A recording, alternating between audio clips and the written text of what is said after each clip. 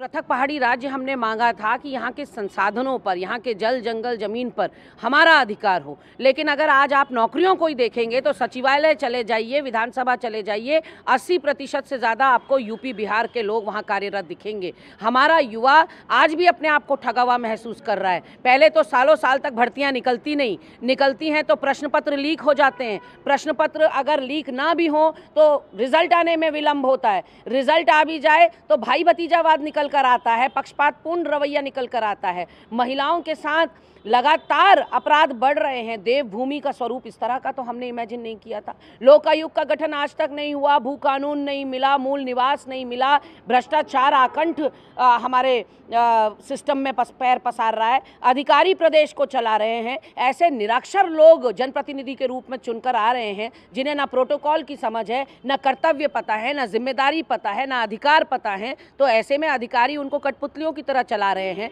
और विभागों को अपने हिसाब से चला रहे हैं। भ्रष्टाचार व्याप्त है सब जगह। और उत्तराखंडी जो गरीब परिवार से आ रहा है, जो अंतिम छोर से आ रहा है, वो स्वास्थ्य व्यवस्था से, सरकारी सिस्टम से और शिक्षा व्यवस्था से पूरी तरह से बेजार हो चुका है। युवा अंधकार में जा रहा है। पंजाब के बाद हम दूसरा प्रदेश नशे में बनते जा रहे हैं। तो अगर हम देखें तो हमारे पास बुरी बातों की लिस्ट ज़्यादा बड़ी होगी। उत्तराखंड हिमाचल से इन 23 सालों में कई मामलों में हिमाचल से काफ़ी आगे। सड़कों की बात करो, अब स्कूल्स की बात करो, अब प्रति व्यक्ति आय की बात हो, हमारी उत्तराखंड की प्रति व्यक्ति आय हिमाचल से आज भी बहुत ज़्यादा है। तो 2-2.5 लाख के आसपास हैं, यहाँ 3 लाख के आसपास पहुँच गई है प्रति व्यक्ति आय। वही राज्य की स्टेट जो जीडीपी होती है वो हिमाचल से कहीं आगे है। अब कुछ चीज़ें नाकामयाबी हैं। आप ये लगाइए कि शिक्षा में आपका कहा कि नई शिक्षा नीति लागू हो गई, लेकिन प्राइमरी स्कूल में कितने उस समय 2000 में सन 2000 में 11 लाख बच्चे होते थे प्राइमरी स्कूलों में। आज कितने रह गए? 4 लाख। उस समय जो सीनियर बेसिक में कितने होते थे? 6-7 लाख के आप कहते हो, आज 1-1.5 लाख भी नहीं रह गए। क्योंकि लोग अपने बच्चों को सरकारी स्कूलों से छुड़वा रहे हैं। सरकारी स्कूलों बड़े बड़े दावे करने से क्यों छुड़वा रहे हैं? क्योंकि क्वालिटी एजुकेशन नहीं मिल रही है। अब ये कह रहे हैं साहब कि बाहर नहीं जा रहे हैं। अरे बाहर नहीं जा रहे हैं तो विद इन स्टेट हो रहा है ना। गांव से लेके आप क्या ब्लॉक हेडक्वार्टर में आ रहे हैं, गांव से छोड़ के आप जिला मुख्यालय पर शहरी इलाकों में आ रहे हैं, ब्लॉक में आ रहे हैं, तहसील मुख्यालय पर आ रहे हैं। गांव तो खाली हो ही रहे हैं। तो उससे क्या हो रहा कि जो डेमोग्राफी चेंज हो रही है, सारे आप जो पहाड़ से खिसक के लोग हल्द्वानी आ गए, देहरादून आ गए, हरिद्वार आ गए, इन जगहों जो चले आए, तो यहाँ की डेमोग्राफी चेंज हो गई, ऊपर की डेमोग्राफी आपकी चेंज हो गई। तो यहाँ क्या मलिन बस्तियाँ बढ़ रही हैं और सारा जो होता है तो उसका जनसंख्या का असंतुलन बढ़ रहा है, इसकी वजह से हो रहा है। तो उन चीज़ों पर आप हो नहीं पा रहा है। आप ये लगाइए कि जनसंख्या जो कृषि का जो क्षेत्र है, कहते हैं ना कि अब जब राज्य का हुआ था उन्होंने कहा जल जंगल ज़मीन बात हुई थी, तो ज़मीन कितनी थी हमारे पास? जो प्राइवेट लैंड जो थी खेती की 13% थी तब। आज देखिए कितनी रह गई है। आज के पिछले कितने 23 सालों में 1 लाख हेक्टेयर से ज़्यादा जो कृषियों की ज़मीन थी वो एबंडन छूट गई, कम हो गई।